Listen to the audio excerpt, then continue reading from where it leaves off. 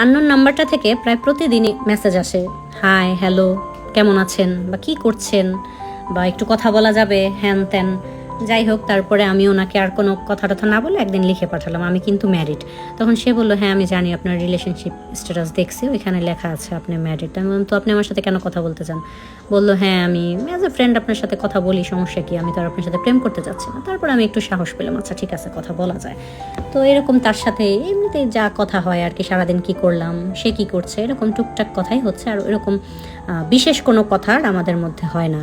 তো এরকম কথাবার্তা চলছে। এর 5-6 মাসের মাথায় আমার শাশুড়ি একদিন আমাদের বাসায় আসার পরে আমিও দেখলাম আমার শাশুড়ি আর আমার মা কথা বলতেছে। তো আমার মা বলল যে, খুব কান্নাকাটি করে বলতেছিল যে, আপা আমার মেয়েটার তো জীবনটা নষ্ট হয়ে যাইতেছে, আপনারা আমার মেয়েকে আমরা অনেক বুঝাইলাম যে তুমি ডিভোর্সটা দিয়ে দাও, তো সে যেহেতু ডিভোর্সটা দিতে চাচ্ছে না, তা আপনারা একটা ব্যবস্থা করেন, বা আপনারা আপনার ছেলেকে বুঝান, একটু আসতে বলেন, দেশে আইসা ওকে ডিভোর্সটা দিয়ে যেতে বলেন, বা আপনারা পেপার করে ওখানে পাঠান।